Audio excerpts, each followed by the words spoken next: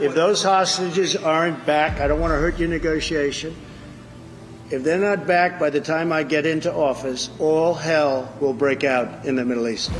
And it will not be good for Hamas, and it will not be good, frankly, for anyone. All hell will break out. I don't have to say anymore, but that's what it is. This is a guy who's not kidding. He's going to do what it takes to get these folks back. It's a sign of strength. He is going to make it clear that we are back and you cannot push us over. We are not your piggy bank. I believe that Trump is going to end the war in Ukraine. I believe that he's going to get the hostages back. And I believe, like it was the first time, that the world will be safer. Domestically and internationally, we will be respected again. We will be feared. We will be good to our neighbors, as he said. But we're not going to be taken advantage of. America is back. All right, guys, it is Wednesday, snowy day still in our nation's capital, called the DMV, the District, Maryland, and Virginia. My kids are still out of school. Can you believe that? Today it was icy roads, so 3 days. But the Capitol still goes on. World still goes on. By the way, if you didn't sign up last night for the newsletter, SeanSpicer.com, it is free. A ton of amazing stuff in there about the inauguration, getting tickets, getting job in the Trump-Vance administration, plus my own commentary. I always appreciate folks who sign up for the VIP section. It's not much, but it's always appreciated. But you can sign up for free and still get all the information, share it with your friends. I get a lot of questions. I tell you all the time.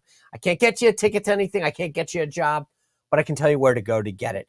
I want to talk a lot about the press conference yesterday. We touched on it yesterday. A lot of great takeaways. So much is going on before he becomes even president of the United States. Pretty telling, isn't it? Plus, Congressman Derrick Van Orden. He's a former Navy SEAL. I want to get into the terror threats that we face, what we're doing and how they're doing to get ready for the agenda to keep us safe, these terror threats that we saw over the New Year's. But first, before I get that, you guys, I've talked to you before about this.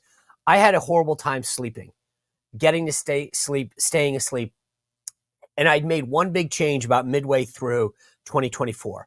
I started using Beam's Dream Powder. And when I say Beam, look at this. This is an empty thing. So when I tell you guys I use this stuff, this is no joke, right? This is the empty, right? Here's another one. This is full. That was the cinnamon cocoa. This is the brownie flavor. They're all amazing. And the cool thing is, over the years, as I've struggled with this stuff, I've tried everything: magnesium, reishi, melatonin, right? I've done all these things to fall asleep, to get to sleep. After discovering Dream's Beam Powder, it was a game changer. It was unbelievable because I take it about a half hour before I go to bed. I take a scoop of it. There's a little scoop in it. I put it in some water, stir it around, put it in the microwave, 30 seconds to a minute. The colder it gets, the longer I put it in there because it's so nice and warm. It tastes, I've said this before, this is not sound like Joe Biden. Not a joke, folks. It's unreal, the flavors. It really is. It's like you feel like you're cheating on a diet.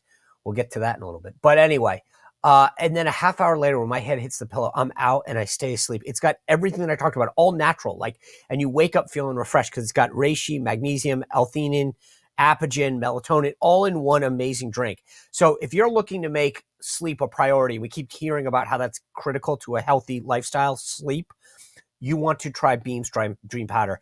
It is the ultimate sleep refresh for the new year. Try Beam's best-selling Dream Powder. It's what professionals, athletes all use.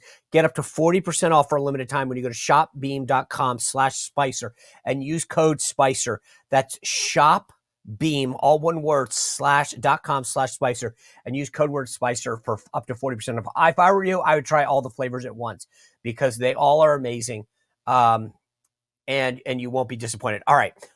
We have a great panel coming your way on Thursday. Larry O'Connor is here, my old former Newsmax colleague, Jen Pellegrino. She's now with America First. She's going to make her debut on the show on Thursday. Matt Laszlo on Friday. I'm going to go and talk about drones and UFOs. This guy covers it all, and he talks to government officials about this. I'm not kidding. We've seen a lot about drones, right? You guys, we know what we're talking about. And then there's a lot of discussion about not just drones, but UFOs. And this is the guy that's the leader in the journalism community getting to the bottom of this, what the government knows, what we need to know. You're going to want to see this on Friday. Trust me. All right. Yesterday, U.S. District Judge Eileen Cannon temporarily blocked the Justice Department from releasing all this Jack Smith stuff. Now, just to paint the picture here, Jack Smith going after President Trump. We all know that. And then he basically says, oh, based on the U.S. Supreme Court ruling, I'm not going to go after Trump. And he's going to step down and go away, which he should, right? But then he wants to release the report about what? Like, you're not going to charge the guy. Like, this is ridiculous. It's a political witch hunt on steroids again. And Trump's right. Why are you, I mean, you issuing a report and you're not going to pursue it. I mean, that's literally just a political statement at best. So they go to court, and the U.S. District Judge, Eileen Cannon, as they said, temporarily blocks the Justice Department from releasing this because it's prejudicial. It's basically saying, here's a bunch of accusations that we can't back up and that we're not going to do anything about. But right before you go into office, we want to make a political statement.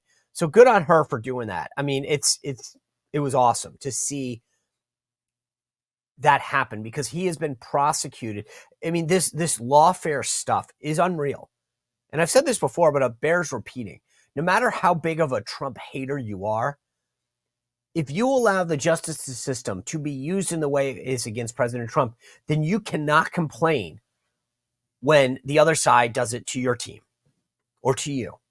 And very few people have the funds to defend themselves the way that Trump does. And that's the thing that's so funny is that people don't understand it. When they come after you, I was, called as a witness in the Mueller investigation. I wasn't a target, but you don't think those lawyers cost a ton of money? Because you're not going to go sit in front of them and potentially say something they tell you immediately. You got to get a lawyer, and a lawyer got to have a lawyer, and they got to have a paralegal. This stuff adds up quick. And a lot of people will make a deal because the government squeezes you. And I've talked about this with some of the whether it's the IRS or other people, like they can come after you, and it's hardcore. So this is no joke. And the idea that President Trump was willing to stand there and fight and say, screw this is wrong. It on so many fronts, it's great for democracy because it starts to send a signal to the other side. Politically, this is stupid. And also judicially, this is stupid. And I'm glad he got that. But there were two competing press events that came out. President Trump held a press conference. We actually answered reporters' questions. We could see him. We could hear him. Biden did an interview with USA Today's Susan Page. Okay. I'm going to get to both of them. And by the way, as I said, Congressman, former Navy SEAL Derrick Van Orden's coming up. We're going to talk about Greenland. We're going to talk about the threats that we face and whether Congress gets it and what they're going to do to pass the America First agenda, just as a reminder. But my big takeaway from the press conference yesterday, the more I thought about it, was the overarching thing. We say the word America First all the time. Yesterday was America First in action. What do I mean by that?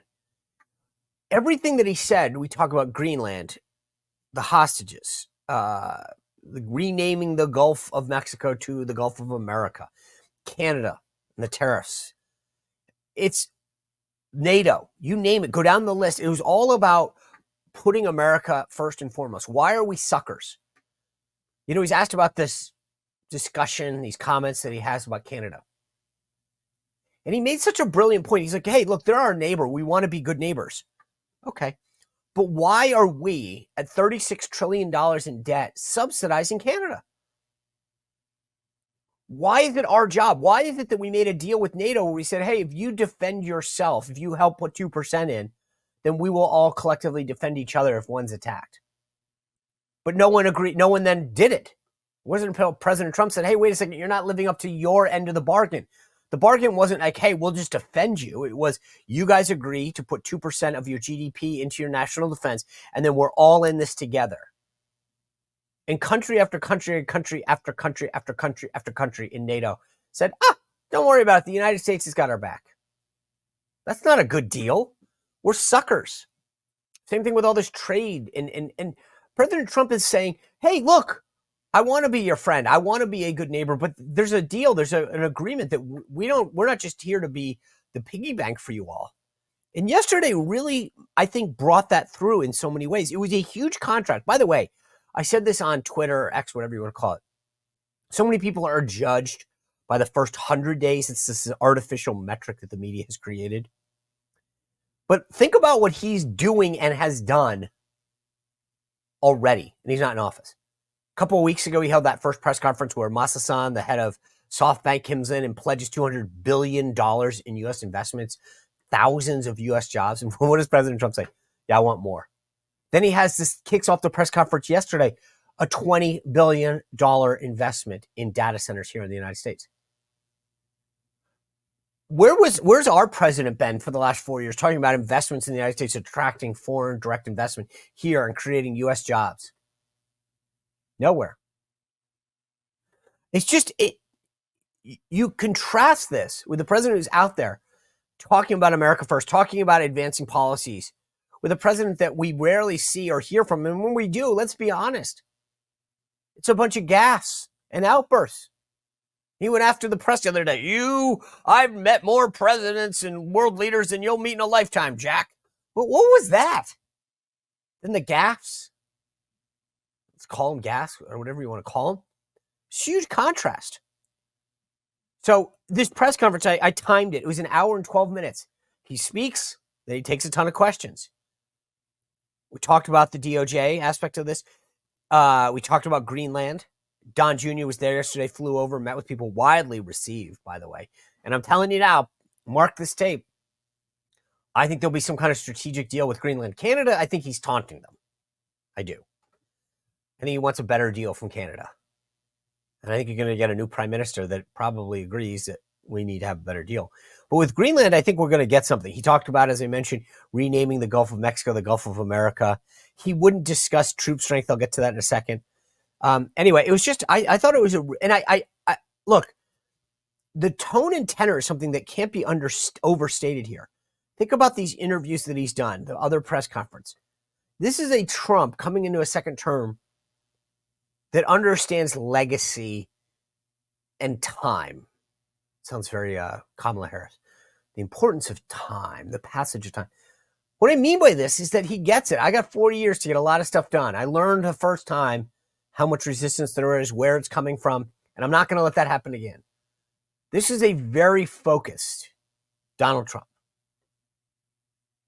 He seemed, and so I want to play a couple things that really stood out to me because I think it matters how he did this, and so I want to play this for you and give you a sense of what I'm talking about. So I don't think that the hostages that are the Americans that are still being held in Gaza have gotten the attention they deserve.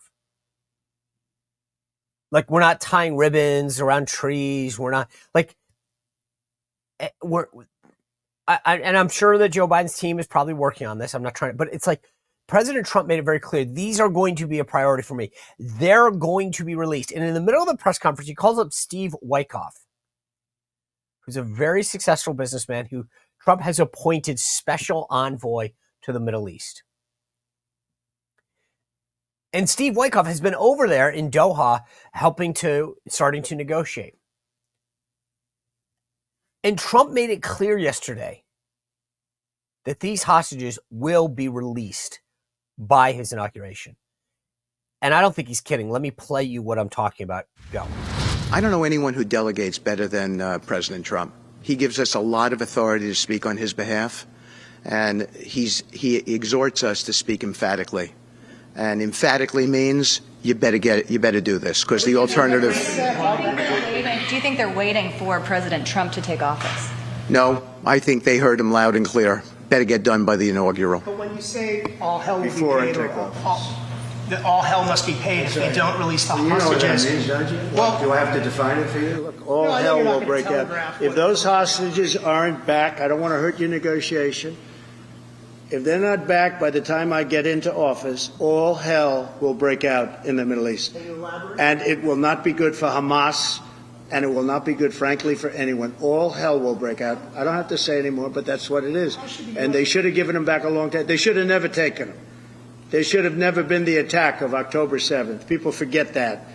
But there was, and many people are killed. They're no longer hostages. I have people from Israel and others begging me to get, we had also people there from the United States, just so you know. They're holding some so-called hostages from the U.S. All hell. This is a guy who's not kidding. And if I were the folks in the Middle East, I would take this pretty seriously. when that reporter follows up with him and says, like, what do you mean? He says, what do you think it means? He's not kidding. And I think that while he may not reveal his hand, he's going to do what it takes to get these folks back. And I think that's a big difference. It's a sign of strength. This gets back to this idea that I'm talking about, America first. He is going to make it clear that we are back and you cannot push us over. We are not your piggy bank. We are not pushovers. I believe that Trump is going to end the war in Ukraine. I believe that he's going to get the hostages back. And I believe, like it was the first time, that the world will be safer. Because people respect strength. And when we pulled out of Afghanistan, let's be honest, let's just call it a spade a spade. It was weak. So, leave it at that. But it was interesting because he did get asked a question about military and the use of military force in Syria. This is what he said on this. The U.S. launching a preemptive strike on Iran's nuclear facilities. And I said, I don't talk about it. It's a military strategy. But it is a legitimate question. It's not really, because only a stupid person would answer it.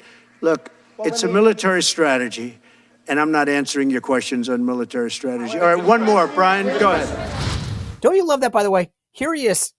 He just dunks on the reporter. Whether you're going to issue a preventive strike against Iran. Like, what do you think? I'm a dumb guy. I'm going to tell you this. Trump gets that. Like, I'm not going to tell you know what? I want you guys to be, meaning the other world leaders. You're going to keep you guessing. I'm going to keep you on the edge of your seat. You don't know who's coming after you or when they're coming after you. You should be scared of me. You should be worried about me. I love that. We're back. America is back. Domestically and internationally, we will be respected again. We will be feared. We will be good to our neighbors. Yes, he said. But we're not going to be taken advantage of. I think ever since that failed withdrawal out of Afghanistan, we've been living with the consequences. People are like, oh, you guys are weak. You're feckless. We can take advantage of you. We can annex a land like Putin did. It's going to end. Because Donald Trump's not going to let it happen anymore. And I want to contrast this, right? Biden does this interview with Susan Page in USA Today. Of course, it's a printed interview. We haven't seen any audio or video of this. And he's still clinging onto this notion that he could have won the election. Dude, come on. It's embarrassing. He gets asked, by the way, could you have handled the, your second term? Are you up to it? And he says, well, I don't know where I'd be at 86. So now you're wondering. Like, I don't mean this with any disrespect, and I'm being serious. But just looking at him, in terms of what he says and physically, I don't think there's any question about that. He would not have been up to the job. That's not being disrespectful, folks. It's not. I mean, I literally mean this with all sincerity. I mean, how many people do we know at that age that, and again, I don't think this is about a number. I think this is just, if you see somebody at that age who's acting the way they do, it doesn't get better. It gets worse precipitously. Anyway, it was a huge contrast. He can't do an interview. I mean, it's a stem winder thing. I sent it out on X if you want to read the whole thing. I actually think it's a pretty good interview because it doesn't hide his age. Like, it doesn't pretend that that's just the elephant in the room, which is good. But are we kidding ourselves? Like, what are Democrats doing? Still say, oh, he could, maybe he would be fine the second term. Holy smokes. Talk about weakness. The last thing I want to touch on before I bring in Derrick Van Orden. The House voted yesterday, number one, out of the gate, the first thing was the Laken Riley Act. You remember her, the student down in Georgia that was killed by an illegal with a criminal record. 48 Democrats voted yes. That's a good thing. Okay? But obviously a lot didn't. And one of the ones who didn't is this congressman named Sean Casten from Illinois. He's a Democrat. And he lays out this case. I'll put up the first tweet because it's a thread of 9. I'm not going to go through all of them. And ironically, first of all, and I know this is nitpicky, but he doesn't even put it out on his official account. Why? It's about a vote that you cast. Why wouldn't you do that? And he basically makes the case, oh, well, illegals shouldn't be deported anyway, so why do we need another law? Okay, really? Because the next time you talk about gun laws, I'll bring that up to you. Secondly, we're not deporting them, so why don't we? Why don't we give ICE and the Border Patrol and everyone else every tool possible?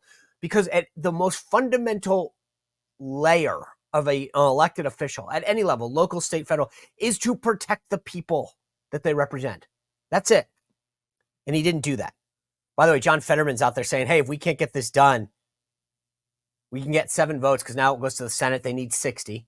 House Republicans have 53, so they need 7 Democrats. If you can't get 7 Democrats, as Fetterman says, that's pretty reflective why you lost the election. I agree with him. All right, before I bring in Derrick Van Orden, you guys, I talked a moment ago about sleep being crucial to losing weight, but there's another thing too. I feel like someone who's gone through this a million times,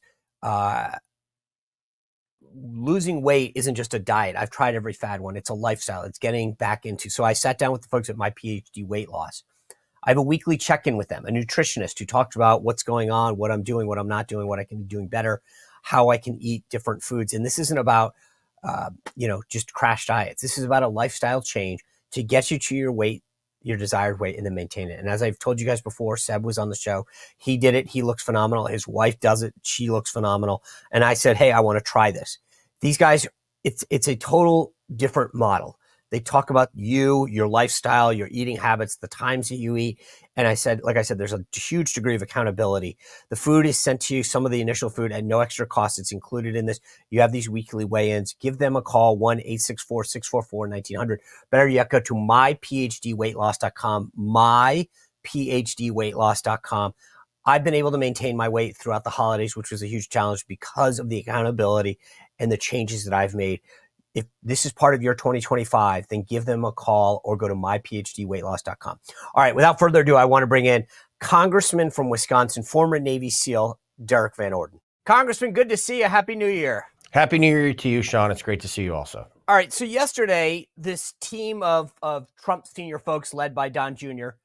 Landed in Greenland. The President of the United States talked about this at his press event.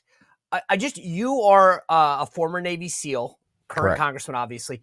Just explain 2 things to us. Number one, strategically, how important would that be? And then secondly, legislatively or whatever, I mean, in terms of the Congress's aspect of this, how would you guys receive something like this? Well, it's a very interesting proposition, isn't it? I mean, Greenland is in a very strategic position globally, I mean, just geographically. And with all of the talk about Russia trying to get involved more in the Arctic, that would posture us better to make sure that we can at least remain competitive with the Russians who aren't exactly our friends. I wouldn't call them our enemies right now, but there's certainly some folks that have not been friendly to us. So it's a very, very interesting prospect. I don't know if the Icelandic people would go for it. But there's fishing up there, which we need to make sure that we have a constant stream of protein. So it would expand our ability economically to help feed our people and make sure that we remain competitive for gas and oil in the Arctic and also for transatlantic shipping. So let me just ask you, if you came home to your constituents and said, hey, we have a deal to form some alliance or we're going to make it a protectorate like Guam or something, how do you think your constituents, would they view this as a favorable thing? Well, my constituents personally would rather us have Norway be part of the United States because I represent a large group of Norwegians. So I don't know that the Greenland population, the Greenlandic folks, I don't have a big constituency of those folks. But No. But I mean, I guess the bigger question is, do you think that, I think you laid out a very compelling case as to what that would present to us strategically, potentially other rare earth minerals, fishing. I mean, there's some huge benefits to that, but I'm being serious. Do you think that people in the US and you represent the heartland of America, do you think that they go, hey, this is smart, this makes sense? Or are they scratching their head saying, why Greenland? Well, I think if you lay out the compelling case from a national security perspective, from a homeland security perspective, from a food security perspective, from a being able to project strategic strength around the world perspective, making sure that we have access to gas and oil in the Arctic. I think that when you lay out a reasonable set of propositions that the American people will listen. And Yeah. I think that they'll weigh it. If it's more beneficial for the American people, then they should support it. And if it's not, then they shouldn't. It's pretty simple. Yeah, I think that this is going to be interesting. So many people are dismissing this. I actually predict by the end of 4 years of this Trump administration that there is some kind of deal with Greenland. Eric Prince was on the show a couple of weeks ago before Christmas, and really made a really interesting case as to how close we've come in the past to making a deal with them under the first Trump term, but also like why strategically this makes sense. From like a military perspective, as you talked about Russia, et cetera. I think this is something that people are that don't appreciate how close we're actually going to come to making this deal happen. And I think it's going to there'll be some kind of arrangement that will happen between now and the end of this Trump administration. Well, right now we do have a relationship with Iceland. So there's Reykjavik and Keflavik. We have a military base that we fly in and out of when we hop over to Europe, back and forth. So just geographically, Greenland is much larger than Iceland, obviously. Well, we have a former Air Force base, now Space Force base there that I think that's the beginning. That's sort of like a beachhead. We've already got the beginnings of a relationship there. Yeah, and I think it's great. I mean, they're allies. They have been allies for a long period of time, and let's see how it unfolds. All right. You guys had this vote on Speaker, and it was funny. I kept seeing you behind Mike Johnson, literally, physically, not just figuratively. What was going on there? What I didn't understand was I'm fine with people who have issues, but I was like, what's the plan B? I didn't understand what was going on and what was the chatter among your colleagues. Like I was like, okay, if you're going to take down Johnson, what's the plan B? Who is the replacement? What do you want? What are the concessions? And I walked away from that fight going, there doesn't seem to be much that people are fighting for. Yes, at the end of the day, Mike Johnson got reelected on the first ballot for the speakership. And there were some of my colleagues who were concerned about some of the procedural things, at how the previous Congress had worked with getting bills to the floor and discussing different methods of making sure that they've been heard. And they were heard very loud and clear. Obviously, they wound up voting for Mike Johnson, and that's great. So what I like about the Republican conference is also something that's the most frustrating part about the Republican conference, is that we have very, very smart people here. But we also have a lot of intellectual diversity, which I don't see coming from across the aisle. So we have to understand that we need to listen to every member of our conference from all the different caucuses, because they have a tremendous amount to add. But we also have to understand the big picture, and that we are members of a team. President Trump was given an overwhelming, resounding mandate by the American people as an individual to be president. And then the Republican conference and the Republican Senate collectively as a deliberative body were given a mandate. So we are off to a fantastic start. And I know that the Capitol Hill press folks are not really super happy that, we're not throwing sticks and stones at each other today, and we're not going to. So we're working together. We are in the boat, and we are rowing in the same direction. And the person who is really leading that direction is President Trump. And he is the captain of the team. He picked his first lieutenant. His name is Mike Johnson. The conference got on board, and we are communicating like we have never communicated before. We have a working relationship with the Senate, that we went through that with the CR process. And then when President Trump gets sworn in on the 20th, we're going to have vertically integrated government, which is what we're supposed to be doing. And I want to be very clear. So President Trump is not overstepping his Article 2 authorities. What he's doing is making sure that the Article 1 authorities, that's us, Congress, that we are empowered to enact the agenda that's been laid out by the American public. So this is not a separation of powers issue. This is a team working together issue. And I'm very excited about what's going to happen in the next 2 years, working with the entire spectrum of our conference. All right, I hate to interrupt this conversation with Derrick, but I want to just tell you about two of our amazing sponsors. Guys, most of you have a first aid kit in your house. You probably have a fire extinguisher, right? Because you want to be prepared in an emergency. I've also got one of these. This is a life vac. If there was, God forbid, a choking incident in my household, I am ready. Not everyone has to worry about the maneuvers that you learn or whether they can take care of them. The life vac is the easiest thing. Anybody can use it. Anybody can be a hero in the case of a choking incident. It is a total must-have for your household. Police departments have them, restaurants have them, cruise lines have them, because it's easy to use. Anybody can use it. And if you, God forbid, you had to use it, they will replace the thing on the front so that you get a brand new one of these free of charge. If your kid doesn't have one in their school, they'll send one to them free of charge. Get your life back. Put it next to your first aid kit and your fire extinguisher. Act now. Do not wait and regret not having one of these in your house. Go to lifevac.net, life and then vac.net. Don't wait another minute. Go to lifevac.net. All right. I also want to tell you this. If you own a company or you're the person in charge of finances, you need one of these ramp cards. Okay. Look at this. It looks just like a Visa card, right? It says Visa on it. It has a number. They issue these virtually and physical cards like that. It is the software expense management system that will save you a ton of time and money. It is unbelievable how quick it works. It stops you from chasing around a bunch of receipts and trying to organize stuff. It allows you to set limits for your employees.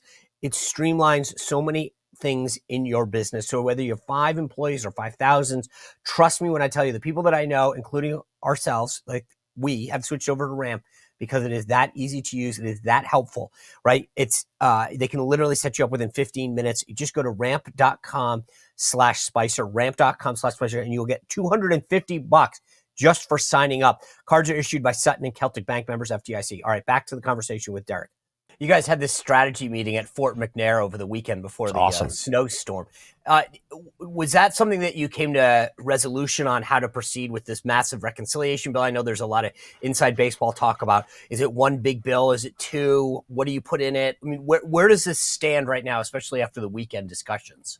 I tell you what, that weekend discussion was possibly the best meeting I've had in the 2 years I've been. Oh my gosh, it was amazing. So the individual committee chairs are up there and we're discussing the budget reconciliation process. And then the work that Jason Smith has done under Ways and Means was just phenomenal, laying out a very clear, deliberative, very bold set of ideas. So people have to understand, Nancy Pelosi, Chuck Schumer, and Joe Biden drove this country so far left because they used the budget reconciliation process. What that means is, for the people who don't get the difference, is you don't need a supermajority in the Senate. You only need a majority of 51, right? We've got 54 senators now. So we're going to use the same techniques and procedures that the left did to get our country back towards the middle and to the center right, which is where the vast majority of the American public are. So this is going to be the boldest, most aggressive use of budget reconciliation that the Republican Party has ever done in the history of Congress. And I'm super stoked about it. What gets you stoked about it? Like, what's in it? What were these discussions like? What should we get excited about? Well, first and foremost, getting the border secure. We have to get the border secure.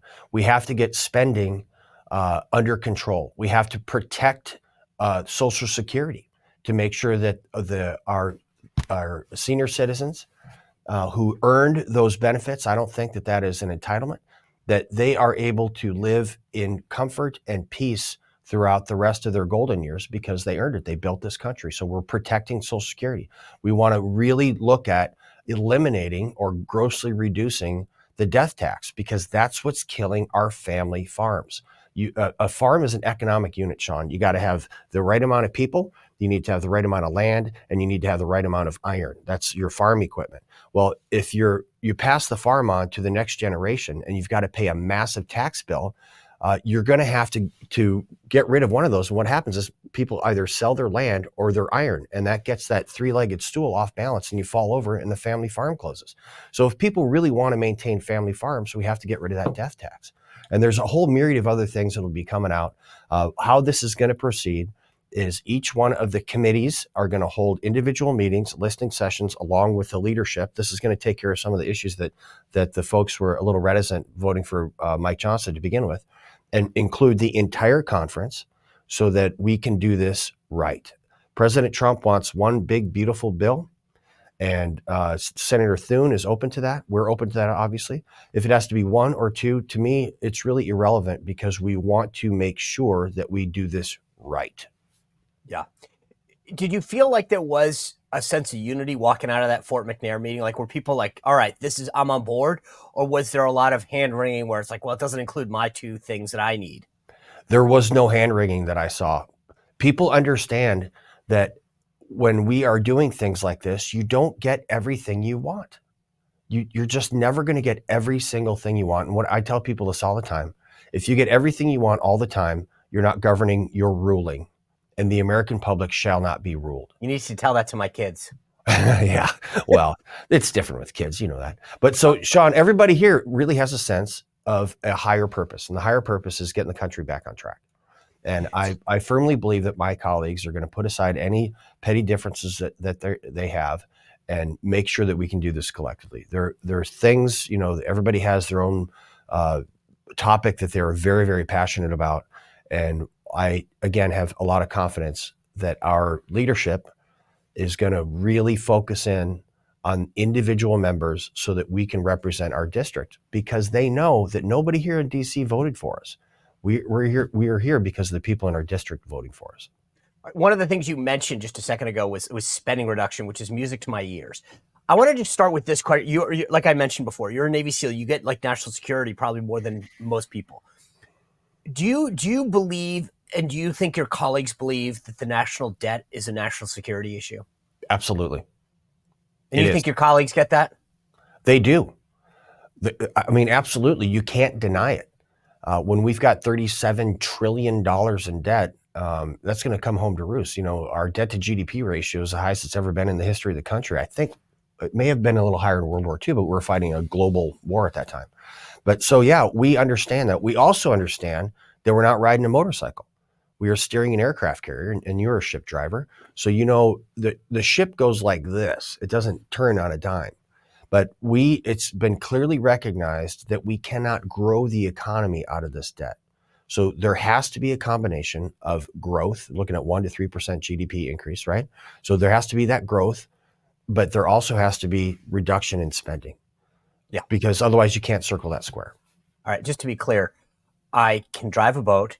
I can sail very well. I'm not a what we call in the Navy a surface warfare officer. So a ship driver. Yeah, ship driver. I just want to be clear for the. I stand corrected. Yeah. But you know, I don't want any accusations of stolen valor. My God. I've written about ship drivers, but I've not been one. Just for the stolen valor thing, to clear this up, you know, Gilligan was a ship driver, so I don't think that's, you know, just throwing that out there. Oh boy.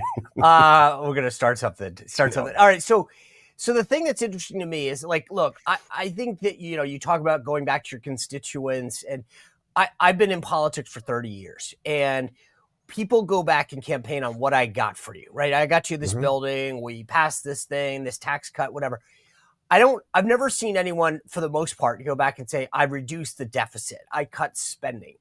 And what I worry about is that it's just not sexy. It's not cool. It's important. I think it's critical to national security, as you said. But how do you get people on board that, like, hey, we got to go sell that we're $37 trillion in debt. We've got a massive deficit every year, and we need to get these things under control. How do you tell a bunch of politicians that this is a good selling point? Well, you can do both things, Sean. You know, bringing money back to the district, I think, is actually how the Constitution says that Article 1 should be exercised.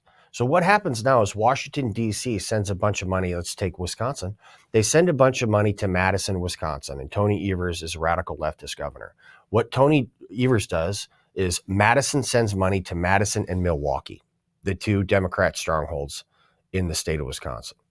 And that is actually subverting the will of Congress. So when we go back and we have these community projects, you would call them earmarks, I speak directly to my constituents and find out exactly what they need. And then they put in a request for these community-directed spending projects. And then that money goes from Washington, D.C. directly to those projects. So there's no middleman, and Tony Evers doesn't get to give money to his friends. So I actually think that is a judicious expenditure of taxpayers' dollars. So that part, I think, is going to take care of itself. Understanding the fact that, you know, we have to reduce the budget isn't sexy. And on that note, I don't want politics to be exciting.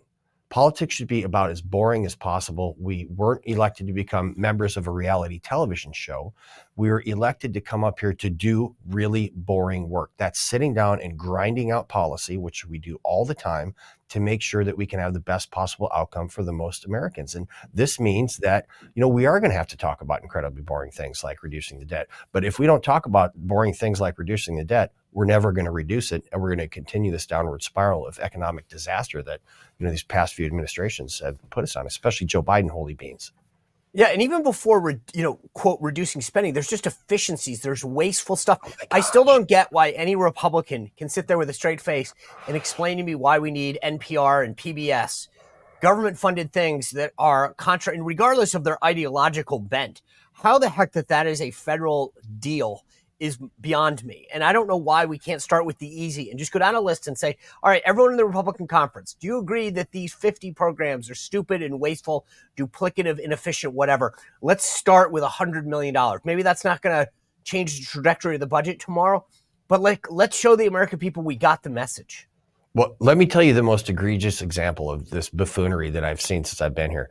I chair a subcommittee for the subcommittee for economic opportunity on Veterans Affairs. And there's something called the Digital GI Bill. And what it is a service member earns educational benefits and you want to go to an institution. And you just have to make sure that the veteran gets paid their stipend, right? And then the school gets paid for tuition and books and whatnot, right? That's all it does. There's a series of legacy systems. They're trying to consolidate them. Good on you. The original estimate by the VA was $25 million. You're like, well, that's a lot of money. But you think about the millions of veterans that are doing it, you're like, okay, I can see that, right? Consolidating legacy systems and whatnot. You know what the final tab is going to be for that? $1 billion. $960 million. Yeah. So when you go from 25 to 960, that's a problem. Here's the real problem, Sean. I've identified these people by name who are responsible for this, and I can't fire them. But what is it? It's not their name. Like, what are they doing to run up the cost? They're finding people who are trying to do this, and they muddle through these programs. Oh my gosh, try the electronic health record, the same thing. Yep. They hire these contractors that fail miserably because they don't do the appropriate planning and set metrics of success before they launch it. And they do this over and over and over again. So how many times have we, there's a program in the Navy to do fitness reports, and for year after year, they have to take it offline. I mean, it's the same thing. I mean, I don't understand how you can fail this bad. Listen, man, I could have got an army of teenagers and paid them in Pop-Tarts and Red Bull and had this done for about $500. That's not MAHA approved. That's not MAHA approved. Kennedy would have a problem with that, all the red dye there. Listen, you have to do you have to make some sacrifices, right? So, the whole Doge thing is great. I'm a member of the Doge caucus in Congress, and I volunteered to take on the DOD portfolio for the Doge caucus here. Oh, by the way, it's official as of this morning. I am on the House Armed Services Committee. So congratulations. Thank you. I'll be putting that out later. I don't know what subcommittees I'll Can I ask you a question, though, on that? Sure. President on Monday was on Hugh Hewitt, and I so applaud him for this. You're the perfect person to ask this now based on our ship driving conversation. Mm-hmm. But I feel like we've taken our eye off the ball in so many fronts, manufacturing, et cetera, but especially on our national security. Like, we're now down to 280 something ships. Right. We are not able to compete effectively with China because we've lost the defense industrial ability to build ships at the rate that we could. Our munitions are done. How much is this? I guess this is the same kind of question, though. And I know it's the opposite of spending, of cutting the deficit. But I want to spend where we need money. I want a robust Navy. I want to deter China. And I feel like we've taken our eye off the ball when it comes to munitions, when it comes to shipbuilding, et cetera. Every single dollar that we spend in the Department of Defense that does not increase lethality is a wasted dollar. Yep. And that means taking care of the sailor, because the sailor's going to push the button.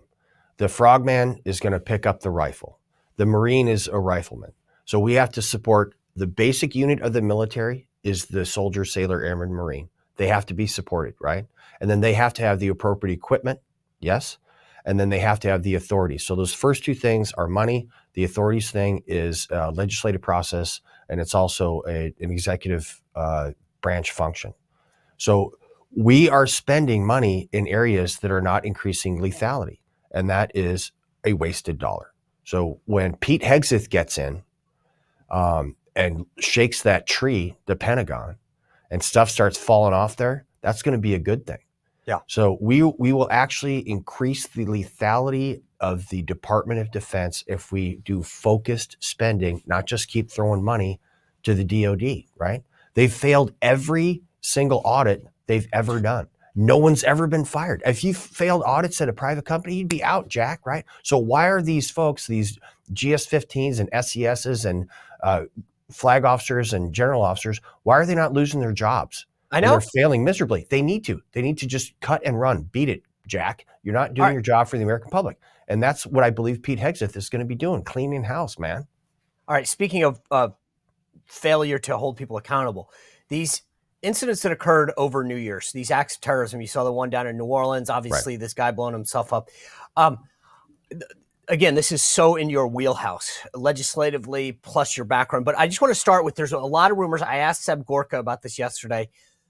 Is there anything in the event that occurred at the Trump Hotel in Vegas?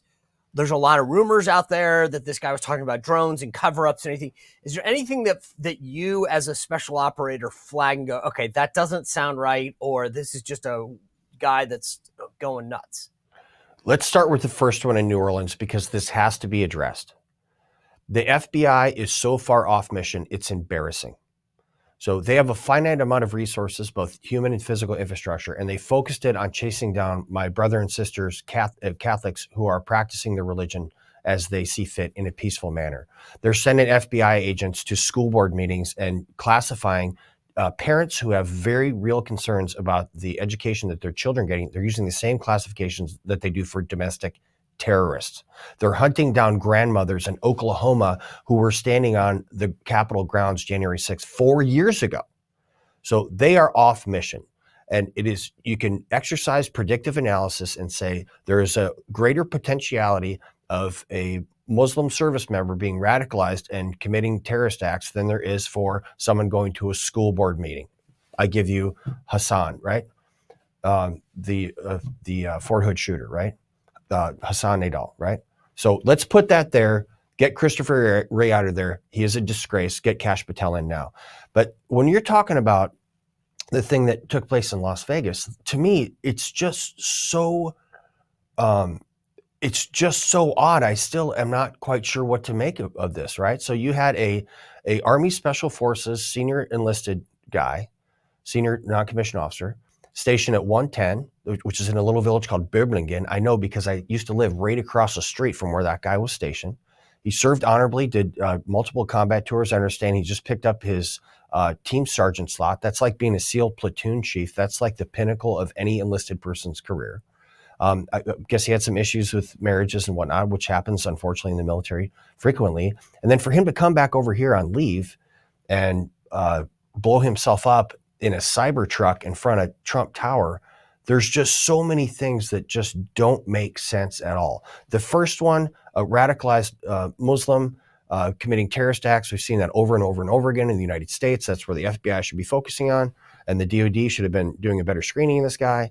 And also, but with the guy, the Special Forces soldier in Las Vegas, I still don't know quite what to make of this. So we have to do a really, really serious look into this stuff. Unfortunately, I don't trust the FBI. I'm a member of Congress. I don't trust the FBI under Christopher Wray's leadership. So we're going to have them and some other organizations look at this. And I would really like it if Congress was able to get involved in this so that we could have a neutral arbiter looking over the shoulder of the FBI till they get their act together under Kash Patel. Yeah, that's the right answer. Congressman Van Orden, appreciate your continued service to the country. Congratulations on your appointment to the Armed Services Committee, and thanks for sharing your insight with us. Yeah, well, God bless you and have a great new year, pal. Thank you. Guys, thanks for being here. Great conversation, as I said. Amazing panel tomorrow. We got Matt Laszlo talking about UFO and drones like you'll hear from nowhere else on Friday. Sign up at my newsletter, SeanSpicer.com, to get all of the information that you're not seeing about balls and inauguration, etc. We'll see you back here tomorrow. Thanks for tuning in. Well, if you enjoyed this content, make sure to like this video, subscribe, and click the notification bell to get more.